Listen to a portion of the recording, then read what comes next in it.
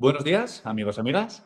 Estamos en un nuevo episodio de Slow Therapy Talks, el podcast de Senta Fisio Salud, y hoy tenemos con nosotros a Jaume Pérez. Nada, había pensado yo en hacer la presentación, pero he pensado que mejor si nos das tú unas pinceladas de quién eres y a lo que te dedicas. Entonces, Jaume, preséntate. Bueno, mi nombre es Jaume, soy de Valencia y soy un fisioterapeuta normal, que ya tenemos bastante, eh, y me dedico principalmente a la asistencia de pacientes en clínica privada y aparte soy docente en diferentes posgrados aquí en la ciudad de Valencia y bueno, doy formación en diferentes ámbitos de mutuas, hospitales o clínicas privadas, pues en diferentes partes de España. Y bueno, entonces compagino mi práctica clínica diaria con la práctica docente.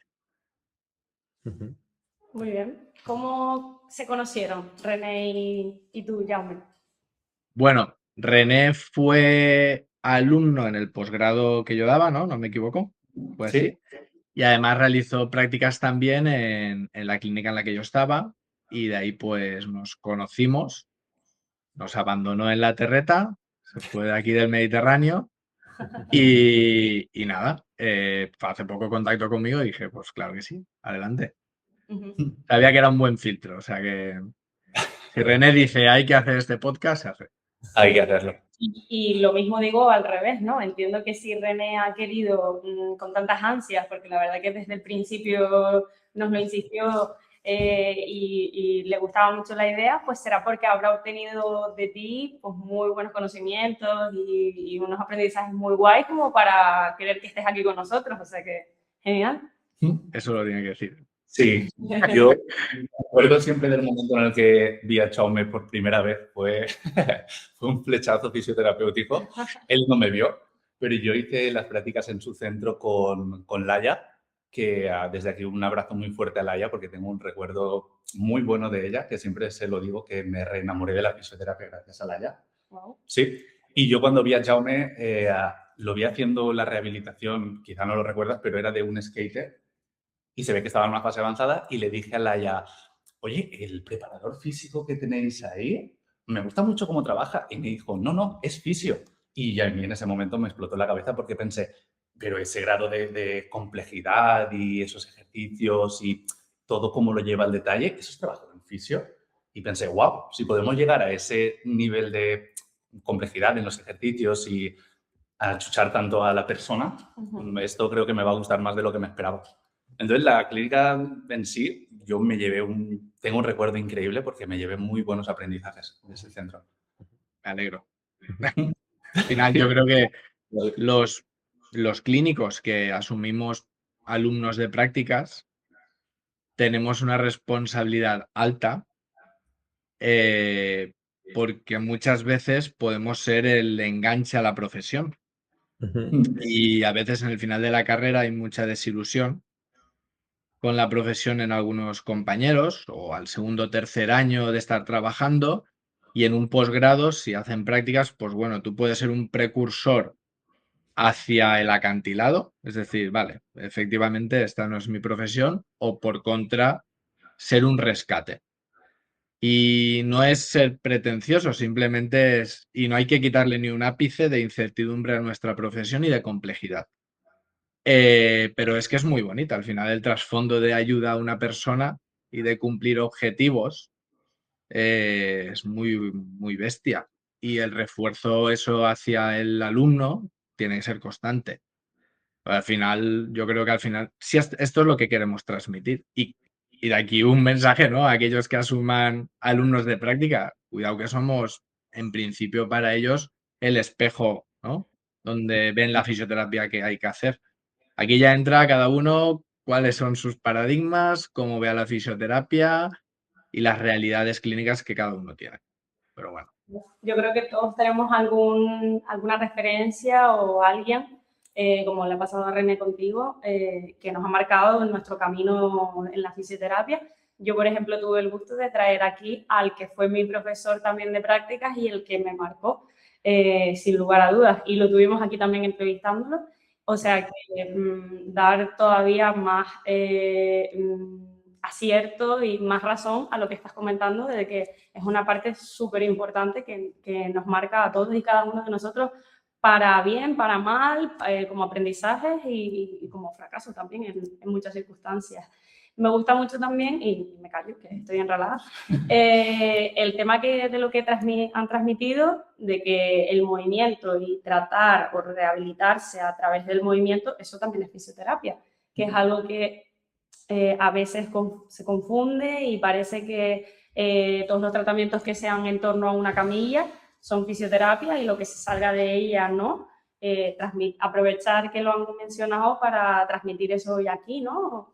¿Qué opinas al respecto? Porque entiendo que tienes una visión activa del tratamiento. Poquito. De hecho, una cosa que me sorprende mucho es la fisioterapia, no dejemos de recordar que es la profesión que recupera la función. La función y el movimiento es el leitmotiv de nuestra profesión. Entonces, no tengo muy claro en qué momento histórico hemos perdido esto de vista. Difícil recuperar algo sin que sea el vehículo por el cual haces tu práctica clínica. Es decir, si mi objetivo es la recuperación del movimiento, ¿cómo lo consigo sin usar el movimiento? O sea, es de sentido común. Desde la neuroplasticidad hasta la capacidad de un músculo, hasta la percepción del paciente de lo que es capaz de hacer. O sea, es imposible dividir la fisioterapia del movimiento. Pero claro, esto rompe pues muchos intereses que hay, implica una lucha competencial importante y bueno, pues hemos pasado por muchas modas en la fisioterapia, las técnicas pasivas, ahora estamos con muchos ámbitos en relación a la electroterapia, la invasiva, etcétera, y no tenemos que olvidar que eso está muy bien, pero son técnicas coadyuvantes. Y obviamente en camilla se pueden hacer muchas cosas activas, pero hay que conseguir que el paciente participe, vaya a comprar, se duche, se peine, se aceite, juegue a fútbol, vaya a jugar a las cartas en el barrio de al lado que están las amigas. Porque si no, lo de biopsicosocial lo perdemos de vista. ¿Y cuál crees que, es decir, por qué crees que se produce ese cambio en que dejamos de entender la fisioterapia como un movimiento? Es decir, estabas hablando antes de que como que hay unos intereses, pero según tu percepción personal, es decir, ¿por qué crees que hemos perdido un poco esa brújula? A ver, aquí viene una opinión un poco no mainstream. Yo he hecho formación en técnicas manuales, obviamente, en el 2010. Si no estudiabas técnicas manuales, pues en mi caso estabas fuera de ciertos ámbitos, concretamente el mundo del deporte, y mi contexto me empujó a ello. Y en ese momento ya había una línea muy potente en cuanto al entendimiento de las disfunciones del movimiento también, ¿vale? Entonces habían como dos ámbitos que podían ser compatibles. Bien. Hace poco yo tenía mi opinión, pero claro, mi opinión no es importante, pero leí una frase creo que es el codirector del HOPS, David Nichols, igual estoy haciendo aquí un error, pero de esta persona en una editorial decía que la fisioterapia muchas veces ha visto al paciente como un robot, como un mecano, desde una visión mecanicista, puramente estructura, donde nosotros recolocamos, realineamos y por tanto somos los protagonistas de la terapia. Y esta visión es totalmente obsoleta. Él lo que decía es que tenemos que cambiar totalmente cómo vemos al paciente. Nosotros no, en una jerarquía con el paciente no estamos arriba y le aportamos salud, recolocando una estructura. Nosotros proveemos de indicaciones y en equipo con él tenemos que avanzar. Claro, si perdemos de vista que nosotros nos recolocamos y le damos salud al paciente, dejamos de ser los protagonistas y por tanto no podemos atribuirnos el éxito. Y esto a nivel de ego, de persona, de profesión, pues es un cambio importante. Porque entender que nosotros tenemos que hacer equipo con el paciente, por eso es tan importante consensuar la estrategia. Es tan importante basar nuestra fisioterapia en la persona y en sus objetivos. Y o tienes muchas herramientas a las que cogerte en base a qué paciente tienes, o si tienes una a la cual siempre tienes que acudir, una terapia manual o el ejercicio o una aguja, pues lo determinante aquí es solo tengo esto para ofrecerte. Y eso tiene mucho que ver, claro, con el coste hundido. Cuanto más he estudiado algo y más he invertido, más me cuesta soltar esa técnica. Entonces, es un combo de diferentes cosas. Y leyendo a estos autores, pues que al final son bastante críticos con lo que hacemos, pues la verdad es que te hace replantearte. Y lo mismo va a pasar con el ejercicio. Las clínicas que han montado racks, han invertido. Ahora cuidado, porque no todo es. No todo el ejercicio es capacitativo, ni muchísimo menos. Entonces, el péndulo de aquí a unos años posiblemente esté poniendo al ejercicio en su punto. ¿Crees que ahora está en un punto como con mucho valor? Es decir, como que se le da mucho bombo a ejercicio, más de lo que quizás se debería. ¿De quién hablamos? ¿La sociedad? Nosotros como fisios. A ver, yo creo que ahora estamos viendo que el ejercicio está en todas las guías clínicas. Bueno, la gente que lea guías clínicas, claro. El ejercicio está en las guías clínicas, de hecho es una constante. Estamos viendo que es más factible usarlo porque hay un empuje de la sociedad a que el ejercicio es importante. Y antes era una barrera a la hora de prescribir importante. Pero yo creo que los fisioterapeutas, en general, o lo que veo en mi entorno, es que ahora o en tu clínica prescribes ejercicio o se te vuelve en contra un poco. Es decir, antes hemos visto en la eco, si no tienes una ecografía en la clínica, no puedes hacer fisioterapia. Entonces, ahora todas las clínicas están montando espacios de ejercicio. Entonces, el tema es, para mí, ¿dónde está? Hay una moda, voy a decir moda, aunque esto toda la vida llevamos evidencia científica de más de 30, 40 años de que hay que moverse, pero por tanto es una moda para la profesión en estos tiempos y para la sociedad, pero realmente el problema va a estar ¿estamos formados para manejar el ejercicio en los pacientes con la clínica, o sea, con la patología que hay? Y ahí nos vamos a dar cuenta que no todo vale, que hay diferentes paradigmas. Está el paradigma capacitativo, está el paradigma basado en la especificidad del tejido. Cada tejido tiene sus cargas, su forma de progresar.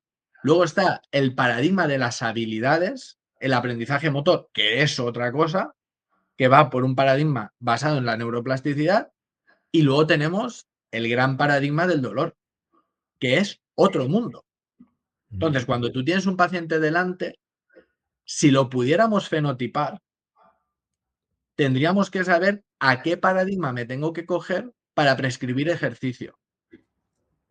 Y esto es muy implicativo hacia nuestra profesión, desde el ámbito académico hasta los colegios profesionales. Entonces, el otro día me decía un alumno, en la clínica en la que estaba, todo era fuerza. Y yo veía que los pacientes volvían con más dolor. Entonces el ejercicio no es tan bueno. Yo respiré unas cuantas veces antes de contestar y pensé, este chico no tiene la culpa de este razonamiento, pero en lugar de contestar voy a hacerle algunas preguntas. Y entonces le pregunté, las personas que estaban recibiendo ese tratamiento, ¿era un grupo de entrenamiento o era individual? No, era un grupo de 3. de dolor de rodilla. Digo, vale. ¿Dolor de rodilla qué es? ¿Qué patología hay detrás? ¿Qué patrón clínico? ¿Qué mecanismos del dolor? ¿Hay una alta irritabilidad? ¿Hay una severidad asociada? Es que las categorías de hipótesis están para determinar cuál es el marco de seguridad en el que tengo que prescribir ejercicio. Ah, no. Esto, yo le pregunté qué les pasaba y me decían que dolor de rodilla. Digo, pues mira, vamos a hacer una cosa. Es muy probable que en este caso lo que esté pasando es que no lo hayas preguntado la patología o rehaz un poco la pregunta y se la vuelves a hacer a esta persona, porque estaba compartiendo en los dos centros. Y la respuesta fue dolor de rodilla. Digo, pero han hecho diagnóstico previo y sí, los han valorado y tienen un dolor, algunos por artrosis, tal. Es que claro, no es, cada patología tiene su tratamiento. Entonces, esto es un ejemplo de lo que va a empezar a pasar. Dolor lumbar, ejercicio, fuerza. Perdona, las mejoras en dolor lumbar no se atribuyen a las mejoras de las capacidades. Solo. Es más, el porcentaje atribuible cada vez es más reducido. Y ahí entra modulación del dolor, percepción del paciente, kinesiofobia asociada. Así la gente luego va diciendo que el ejercicio, que al final con mover al paciente todo vale. Bueno, cuidado. Hay que matizar algunas cosas. Buena reflexión esta, ¿eh?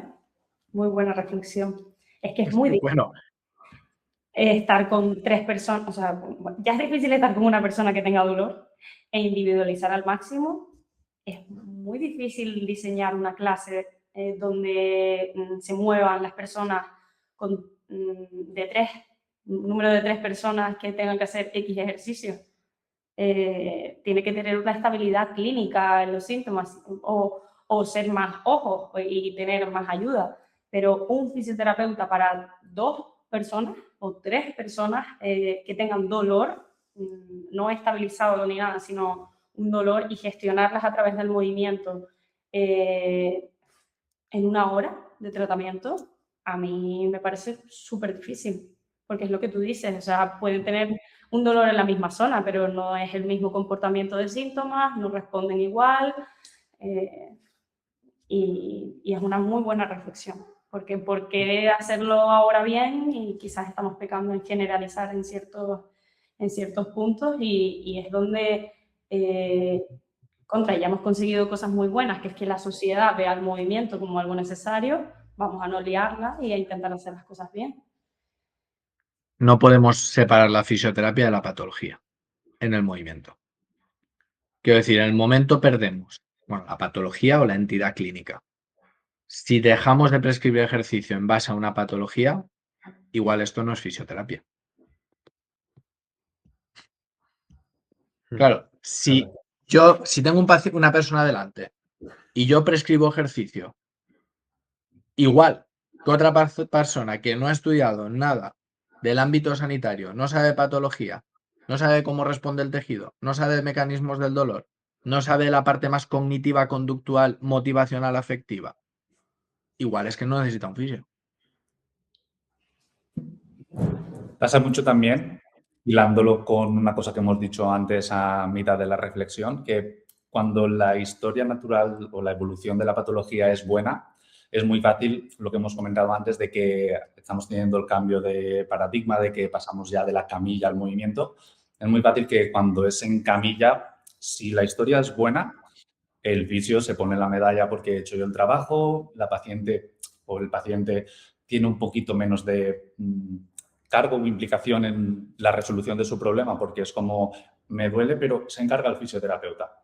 Entonces, el hecho de exponernos a mover al paciente también puede generar un poquito esa controversia en cuanto a que si no mejora como debe, el fisio puede, he hecho balones fuera de, quizás no he hecho la pauta como debía, o puede responsabilizar un poquito al paciente y el paciente cargar con un poco más de culpa en cuanto a, ostras, igual no es porque no estoy haciendo bien los ejercicios o porque no estoy, la pauta que estoy siguiendo no la estoy siguiendo como debería. Entonces sí que es verdad que es muy necesario conocer cómo va a evolucionar cada patología, conocer un poquito la prescripción bajo cada patología y todo, porque es un trabajo conjunto. Entonces, al final, si vamos a trabajar en equipo paciente-fisio, es necesario que atendamos a puede salir mal, pero lo estamos llevando de la mejor forma posible. Entonces, sí que es verdad que es como un poco más de exposición el dejar la camilla atrás, pero es beneficio por ambas partes. Tanto el fisio porque tiene que seguir creciendo a nivel de conocimientos para poder darle lo mejor al paciente, y el paciente empoderarse un poquito y decir, ostras, voy a tirar yo del carro también en mi rehabilitación. Es como muy importante. Jaume, yo tengo una pregunta. ¿Cómo enfocas tú la práctica clínica? Es decir, ¿puedes contarnos un poquito cómo enfocas tú un caso? O es decir, ¿cuál es tu área de especialización y cómo tú como fisioterapeuta, cuáles son tu método, por así decirlo? El método. ¿Qué daño ha hecho eso? Voy a hablar de cómo enfoco yo un paciente. Lo vamos a dejar ahí. Bueno, para mí es importantísimo el primer día, obviamente, la historia clínica. Normalmente podemos estar entre 1 hora, 45 minutos, 1 hora de exploración. Anamnesis fácil, 30 a 40 minutos. En pacientes complejos o una anamnesis más corta, que el paciente hable, una entrevista en preguntas abiertas, ver dónde el paciente pone el foco en su narrativa y a partir de ahí, bueno, seguir una base de razonamiento clínico, de escucha activa para generar unas primeras hipótesis que van a determinar mis siguientes preguntas para ir acotando el patrón clínico o las 2, 3 hipótesis más potentes que resuenen en mi cabeza y entonces determinar una primera exploración clínica. Una muestra del paciente de su dolor, que ya me ha explicado cómo influye en su día a día, y yo puedo determinar, por tanto, una exploración pertinente, ya sea ortopédica, neurológica, funcional, etcétera. Y entonces, como el quién es quién, ¿no? Tienes la posibilidad de hombre o mujer, vale, es mujer, vale, tengo 10. Rubia o morena, vale, pues ya solo me quedan 5. ¿Lleva el pelo largo o corto? Y ya me voy quedando con la hipótesis clínica más posible que tengo delante. Y a partir de ahí intento determinar cuantas más categorías posibles. Una de las más importantes es el pronóstico, los objetivos del paciente, los mecanismos asociados al dolor, irritabilidad, severidad. Con esto, que dicho así es como muy sencillo, implica tener un bagaje que nunca se acaba, yo creo que esto no lo acabaremos en la vida, de estudios sobre patología, por eso hay que intentar, yo estoy dentro del ámbito de la musculoesquelética, aunque vemos pacientes de neuro, pero ya sabéis lo grande que es nuestro mundo, pero es donde más me centro. Y a partir de ahí puedo tomar la decisión si requiere una pauta o una estrategia más basada en capacitar, en habilitar, mejorar cierto control neuromuscular, una pauta más educativa y simplemente de trabajo con esta parte conductual del paciente, sin saltar a la barrera de la cognitivo-conductual propia de un psicólogo. Cuidado aquí. Y si requiere, obviamente o no, técnicas pasivas o incluso una derivación o farmacología de rescate o un taping. Objetivo 1, aliviar al paciente. Objetivo 2, que recupere la funcionalidad y la participación en el ABC de su día a día, las actividades de la vida diaria. El ABC puede ser, pues lo que he dicho, ir a trabajar, criar a sus hijos, andar, depende. Si es plausible por la recuperación, si estamos en una situación, por ejemplo, de recuperación de un tejido. Y ya siguientes pasos, pues ir aumentando la exigencia en base a objetivos. Y aquí ya dependerá, pues como he dicho antes, de los dominios más determinantes. Si estamos hablando del mundo del dolor complejo, esto tiene otras características. Sabéis que hay otras técnicas de exposición graduada, pacing, time contingents y un larguísimo etcétera, y siempre pues vincular el movimiento, la educación y la modificación de síntomas. Ese tridente sería mi día a día. No sé si te he contestado muy extenso. Sí, perfecto, digamos. O sea, me quedé con las ideas. Creo que súper pedagógico. Sí. ¿Qué más? Claro. Pero es difícil hacerlo, todo. Parece fácil. No, fácil. A ver, a veces la gente, a mí esto ya es un poco personal, porque me cabrea un poco cuando dicen, bueno, es que al final el ejercicio es fácil. Es que no te has enterado de nada. O sea, es que para decidir cómo haces una sentadilla, tienes que pasar por todo lo que he contado. Porque una sentadilla puedes usarla para mejorar la fuerza de un cuádriceps, para mejorar la capacidad compresiva de una patela en una tróclea, para exponer al miedo de sentarse y del dolor evocado por sentarse, porque aumenta mi artrosis. Me han dicho que no haga sentadillas, no tiene nada que ver con lo que he dicho en las dos situaciones anteriores. Puede ser un trabajo de control neuromuscular de la anteversión, retroversión pélvica y estás haciendo una sentadilla, pero puede ser un trabajo con una intención metabólica. Entonces, la sentadilla en sí carece de sentido. Es una imagen estática. Tú le vas a dar las connotaciones en los parámetros en base al objetivo que tienes. Y el objetivo que tienes lo determina el razonamiento clínico. Y si en este objetivo no lo determina el razonamiento clínico, pues nuestra profesión pierde potencial. Claro, sí.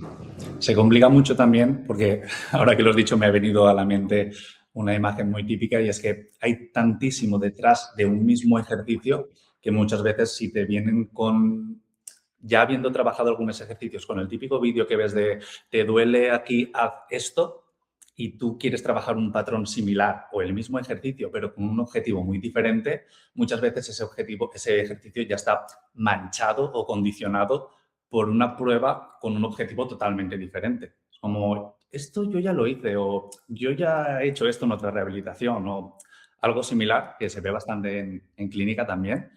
Y es como, ya, pero hay muchísimo detrás de este ejercicio como para que lo limites a te va a quitar el dolor por la estructura que estamos trabajando solamente. A mí me es muy difícil intentar manipular, entiéndase la palabra, al paciente o hacerle ver que empieza a pensar diferente. O sea, me parece algo muy complejo porque podemos estar manipulando y se puede estar entendiendo de una forma equivocada la intencionalidad, pero realmente la intencionalidad es buena.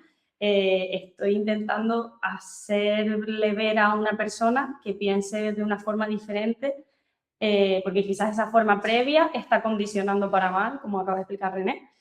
Entonces, esto de por lo que pasa a una persona, de ese proceso de que se desmonte todo lo que había pensado previamente y todo el aprendizaje que tiene en su cabeza, desmontarlo, es muy difícil. Y que nosotros seamos como los responsables en ocasiones de generar ese cambio de pensamiento y de paradigma, es un proceso por el que una persona pasa que es muy complejo.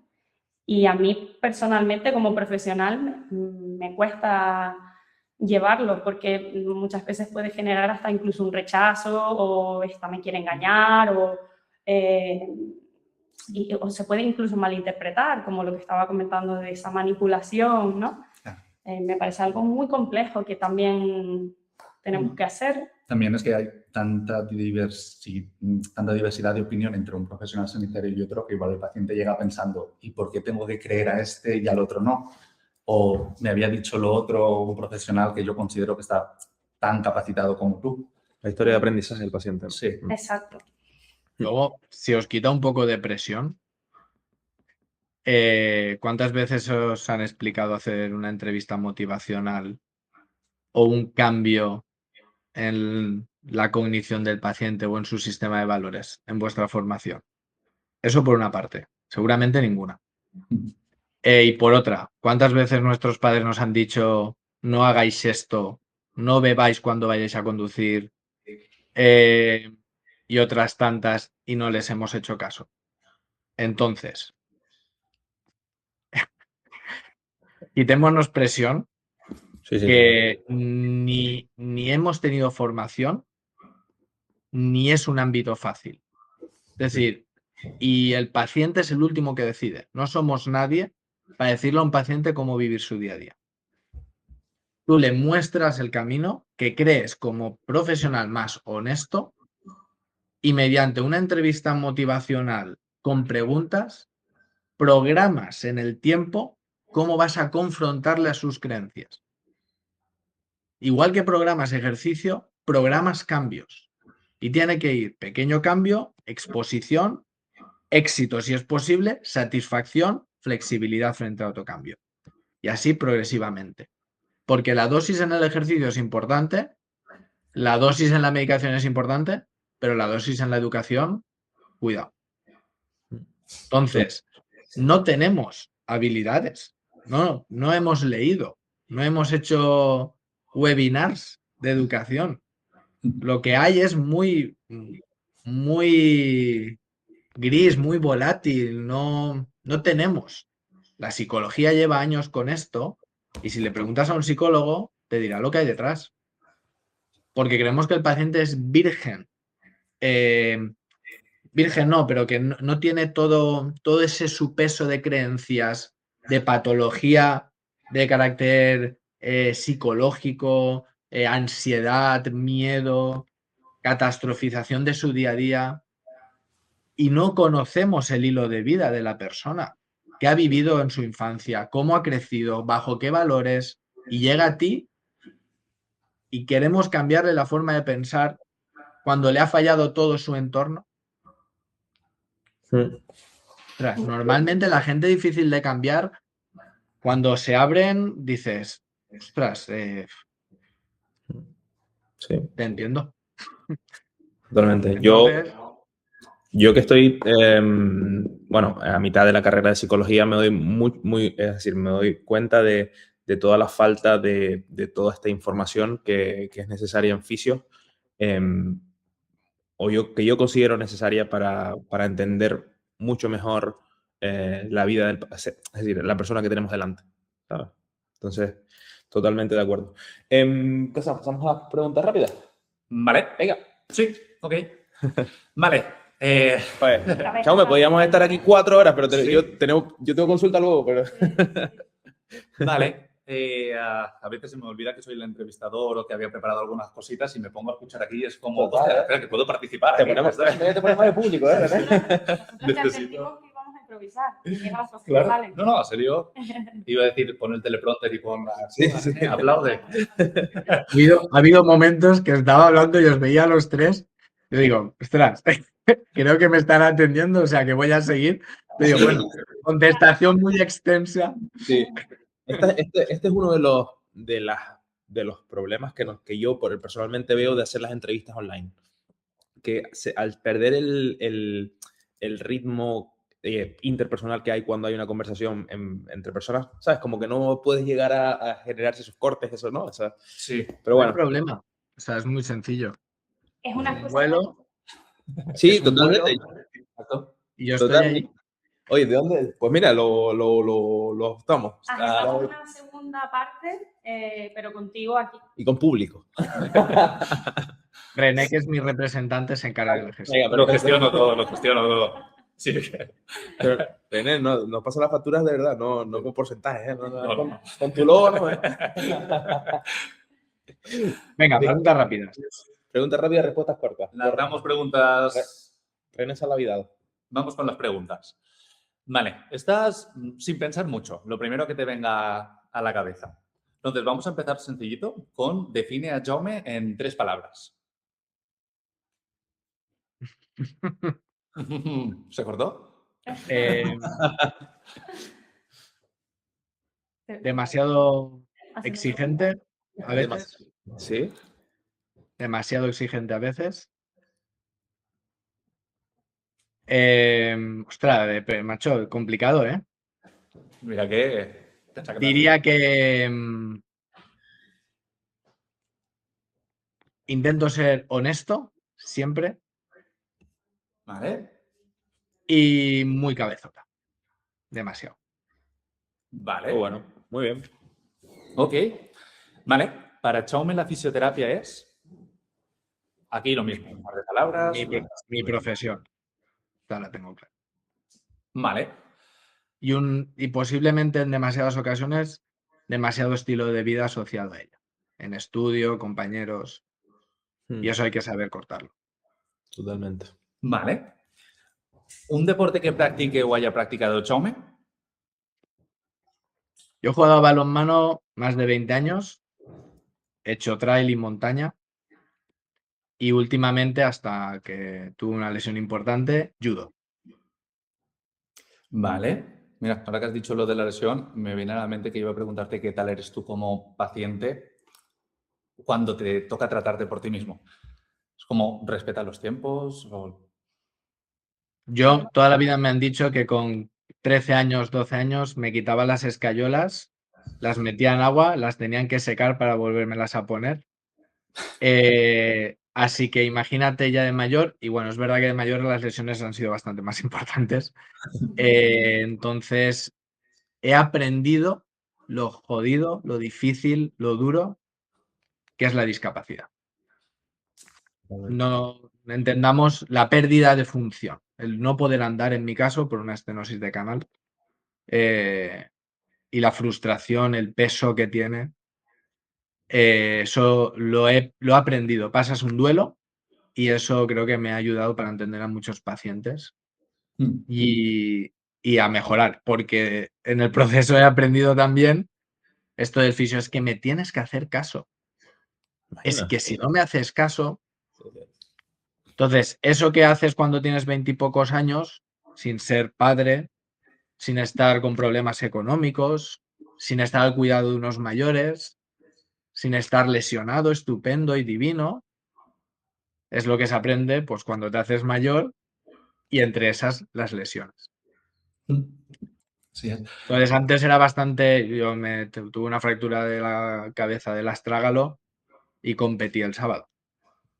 De hecho, volví a Lanzarote de competir y en la vuelta, el tobillo así en el avión, llegué, me hicieron la placa, se confirmó la fractura que yo tenía clara. Dice, vale, pero ya he jugado.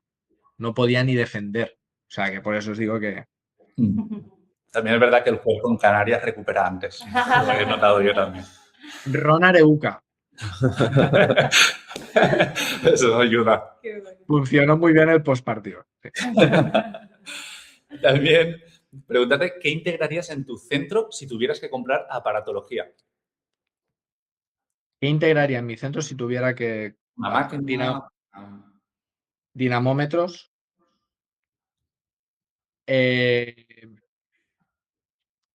Asociado a la formación pertinente, posiblemente medidores de lactato.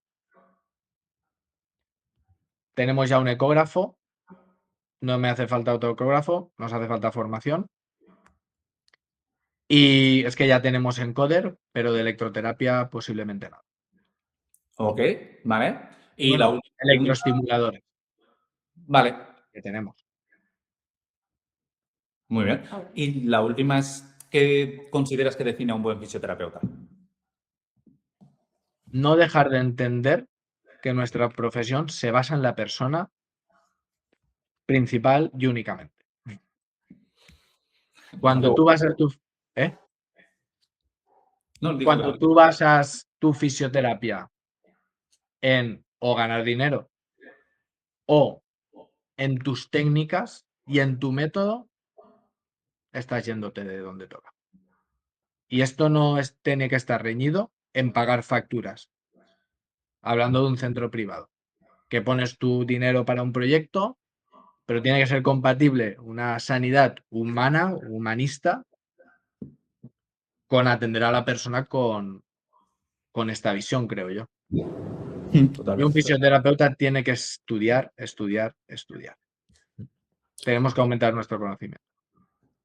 Bueno, buena Perfecto. conclusión. yo Buena creo, en conclusión, cierre. sí. Pues Jaume, muchas gracias por el podcast, gracias por haber estado un ratito con nosotros. Te esperamos aquí en Tenerife. Exacto. Te pagamos el vuelo, ¿vale? Un placer. El de ida, el de vuelta ya toca a ti. Si decide volver. Y que vaya muy bien. Muchísimas gracias. Un placer y gracias por haber contado conmigo. Gracias a mi representante. Y nos vemos. Cuidaros mucho. Bueno, Gracias. Chao, chao. Chao.